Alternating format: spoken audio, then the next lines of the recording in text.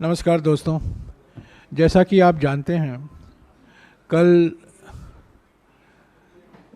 शाम को कांग्रेस संसदीय दल की जो रणनीति का एक ग्रुप है, स्ट्रेटेजी ग्रुप है, उसकी बैठक हुई। बैठक की अध्यक्षता हमारे संसदीय दल के नेता श्रीमती सोनिया गांधी जी ने किया। कांग्रेस अध्यक्ष मल्लिकार्जुन खड़गे जी भी मौजूद थे और उसमें लंबी बातचीत हुई कि ये जो 5 दिन का विशेष सत्र आने वाला है 18 तारीख से, उसके लिए हमारी क्या रणनीति होनी चाहिए। उसके बाद में कल रात को 8 बजे मल्लिकार्जुन खड़गे जी ने एक बैठक बुलाई अपने घर में। 8 बजे रात को सारे जो फ्लोर लीडर्स हैं इंडिया पार्टी के, लोकसभा में और राज्यसभा में, सारे फ्लोर लीडरों की बैठक हुई और उस बैठक में भी चर्चा हुई कि ये विशेष सत्र में इंडिया पार्टी की ओर से क्या रणनीति होनी चाहिए। और ये तय हुआ कि हम ये सत्र का बहिष्कार नहीं करेंगे। ये मौका है हमारे लिए जनता के मुद्दों को उठाने के लिए, और हम पूरा प्रयास करेंगे कि अलग अलग पार्टियां अपने मुद्दे उठाएंगे। हालांकि समय सीमित है 5 दिन के लिए। और ये भी तय किया गया कि सोनिया गांधी जी प्रधानमंत्री को एक खत लिखेंगी और जो बातचीत हुई है इंडिया पार्टी की बैठक में, कांग्रेस संसदीय दल के बैठक में, उस बातचीत से जो निकला है, जो एक आम सहमति बनी है, वो प्रधानमंत्री के समक्ष रखेंगी। तो आज सुबह सोनिया गांधी जी ने प्रधानमंत्री को एक खत भेजा है। उसकी कॉपी आपको मिल जाएगी अगले 4-5 मिनटों में। मैं मोटे तौर से उस खत में क्या है उसकी जानकारी दूंगा। पहली बात जो सोनिया जी ने कहा है उस खत में कि ये बैठक बुलाई गई है बिना बातचीत करके, कोई मशवरा नहीं हुआ है।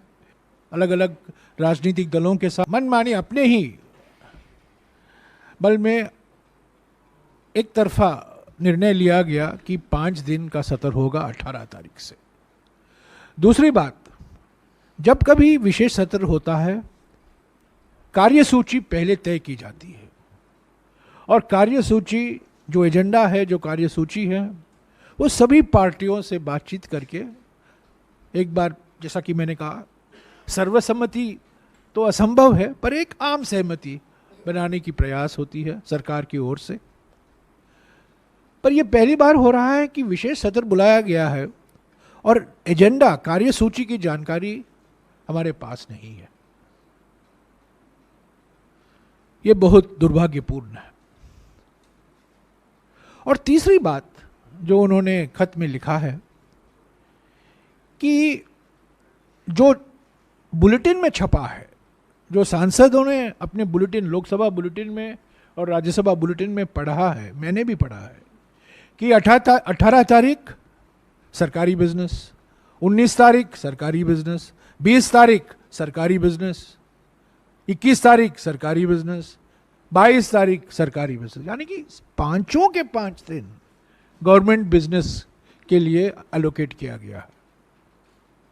तो ये नामुमकिन है, ये दुर्भाग्यपूर्ण है, पर हो गया है। हमारे ओर से हम पूरा प्रयास करेंगे, सभी पार्टियां, कांग्रेस पार्टी, इंडिया पार्टी की जो मुद्दे हैं, जो हम उठाना चाहते थे पिछले सत्र में, हम उठा नहीं पाए सरकार की मनमानी के कारण। सरकार की जो मंशा थी, सरकार नहीं चाहती थी कि सत्र चले, इसीलिए वो हमारी मांगों का नज़रअंदाज किया।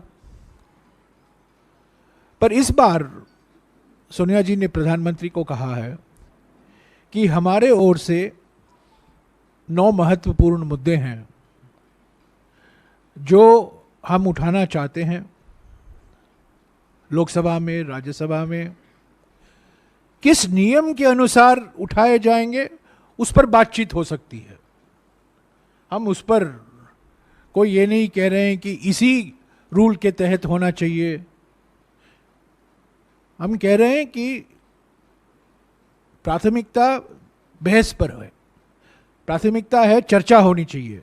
किस रूल के तहत, किस नियम के तहत, वो हम बातचीत कर सकते हैं सरकार और इंडिया पार्टियों के बीच में, और अलग अलग पार्टी के बीच में बातचीत हो सकती है। तो जो 9 मुद्दे का जिक्र किया गया है इस चिट्ठी में, सोनिया गांधी जी की चिट्ठी में, मैं आपको मोटे तौर से गिना लूँगा और यह जो आपको खत मिल जाएगा आपको इस पर और जानकारी मिल जाएगी। पहला मुद्दा है जो मौजूदा आर्थिक स्थिति है, जो कमर तोड़ महंगाई है, बढ़ती हुई बेरोजगारी है, आर्थिक विषमताएं हैं, और जो खास तौर से सूक्ष्म, लघु और मध्यम उद्योगों के परेशानी को लेकर जो हम मुद्दा उठाने चाहते थे पिछले सत्रों में, हम उठा नहीं पाए। हम चाहते हैं कि इस पर 2 घंटे, 3 घंटे, 4 घंटे का बहस हो।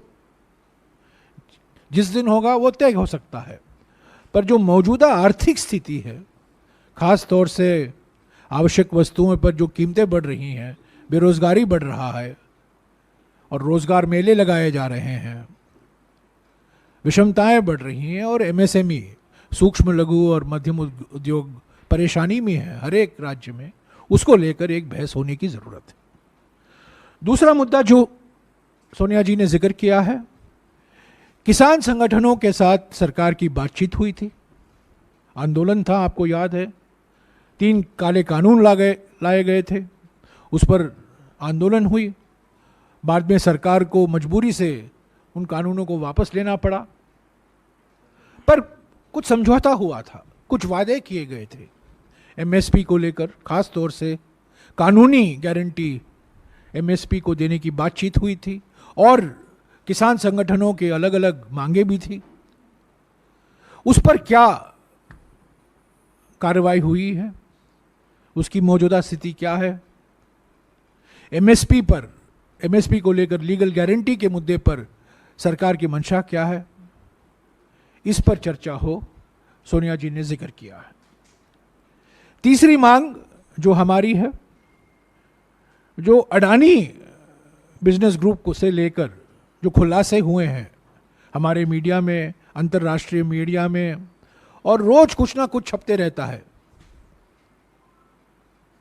इस पर जांच हो रही है। एक विशेष समिति का गठन किया गया सुप्रीम कोर्ट के द्वारा, सेबी की जांच हो रही है, पर यह बिल्कुल साफ हो गया है कि बिना जेपीसी से इसका पूरा खुलासा नहीं हो सकता। जो तथ्य हैं, जो रिश्ते हैं अडानी के और मोदी सरकार के बीच में, और जो एकमात्र लाभार्थी हैं मोदी सरकार की आर्थिक नीतियों के, जो अडानी बिजनेस ग्रुप है, उसके जो खुलासे हुए हैं, उस पर जेपीसी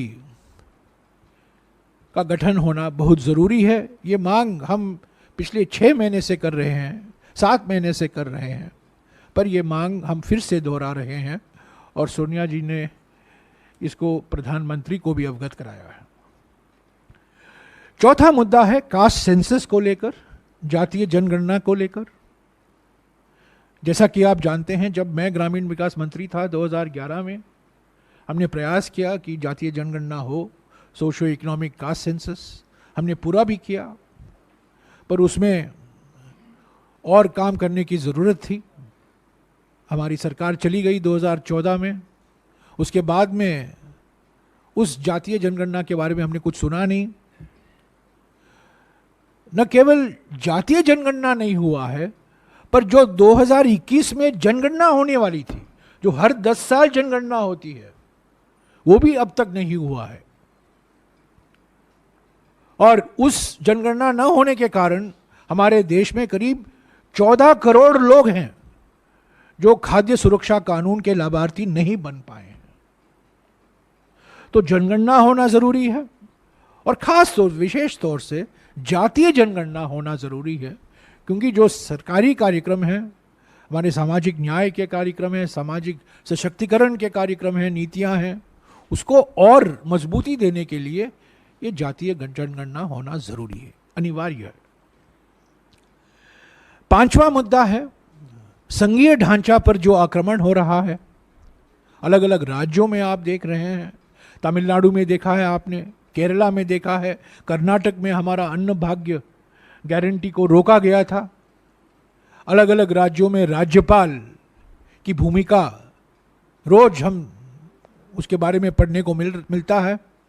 पर यह साफ हो गया है कि ये संघीय ढांचा पर एक जानबूझकर एक प्लान रणनीति के कारण है कि राज्यों को, और खास तौर से जो राज्य बीजेपी शासित राज्य नहीं है, उनके सामने मुसीबतें खड़ा करना, उनको परेशानी में डालना, उनकी जो संवैधानिक हक है, जो संवैधानिक अधिकार हैं, उनको न देना, ये सब मोदी सरकार की रणनीति है।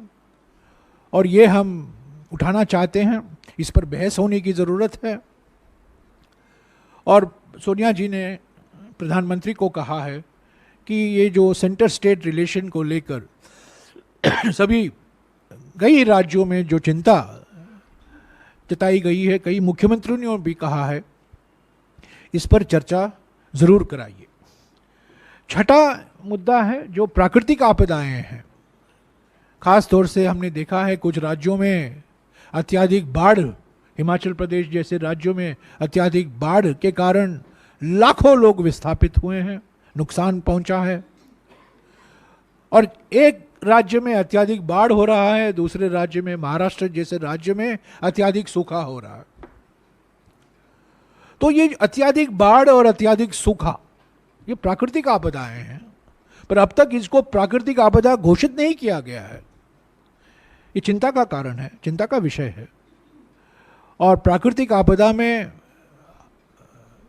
जिला सरकार, पंचायत, नगरपालिका, राज्य सरकारों की भूमिका तो है, पर सबसे अहम भूमिका केंद्र सरकार की होती है। राहत केंद्र सरकार से आता है, कैलेमिटी रिलीफ केंद्र सरकार के माध्यम दिया जाता है।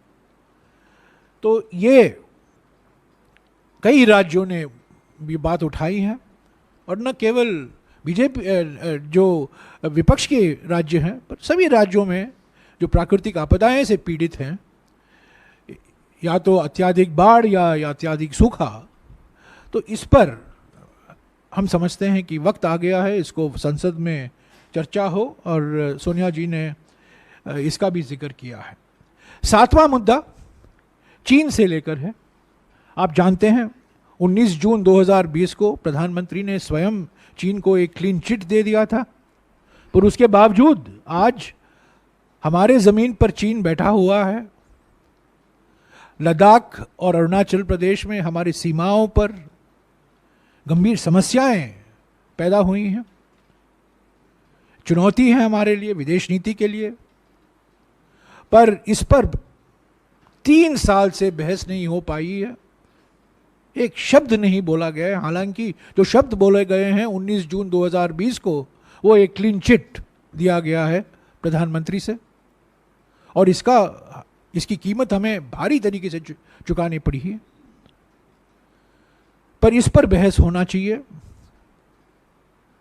और अगले रणनीति क्या, एक सामूहिक संकल्प हम दिखाएं हैं इसको लेकर, सिर्फ आलोचना के लिए नहीं, पर हम चाहते हैं एक सामूहिक संकल्प संसद की ओर से दुनिया के सामने रखा जाए कि यह हमारे लिए सबसे बड़ी चुनौती है, और इसका मुकाबला हम एकजुट होकर करेंगे।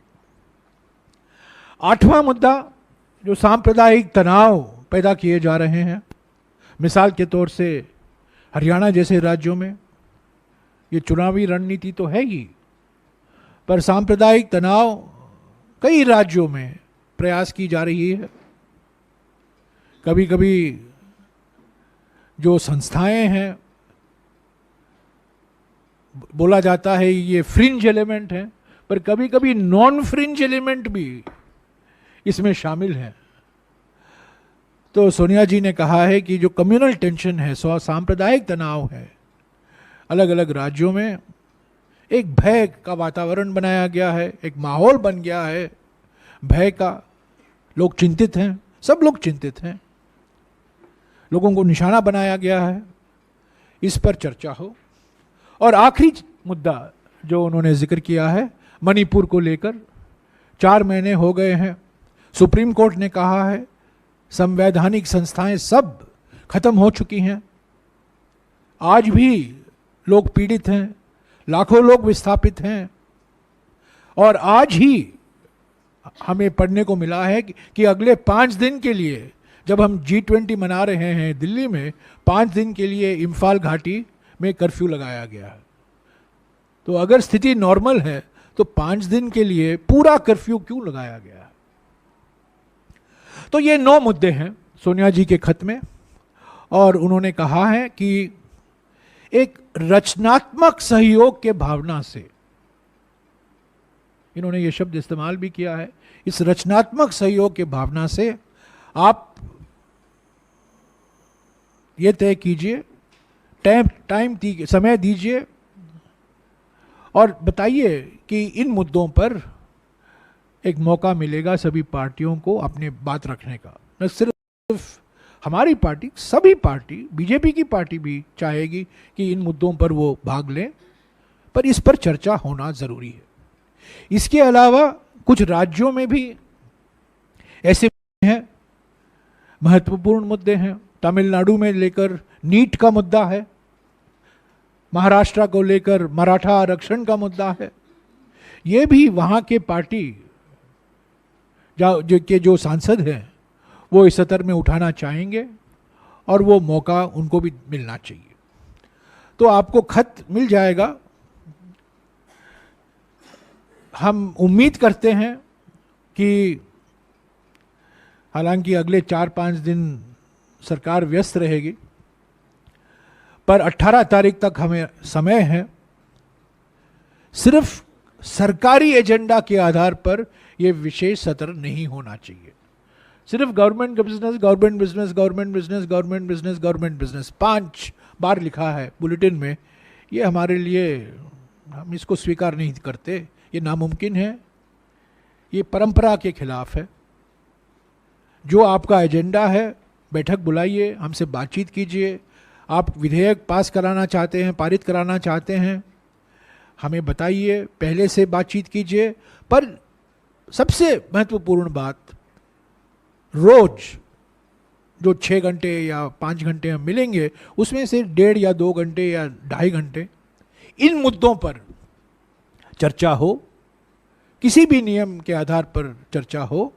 हम चाहते हैं कि ये 5 दिन का सत्र चले, हम इसमें भाग लेंगे, हमारी मांग समक्ष रखेंगे, चेयरमैन साहब के समक्ष और स्पीकर साहब के समक्ष। पर हम जानते हैं कि निर्णय तो सरकार ही लेगी कि क्या ये मुद्दे लिया जा सकता है नहीं या नहीं।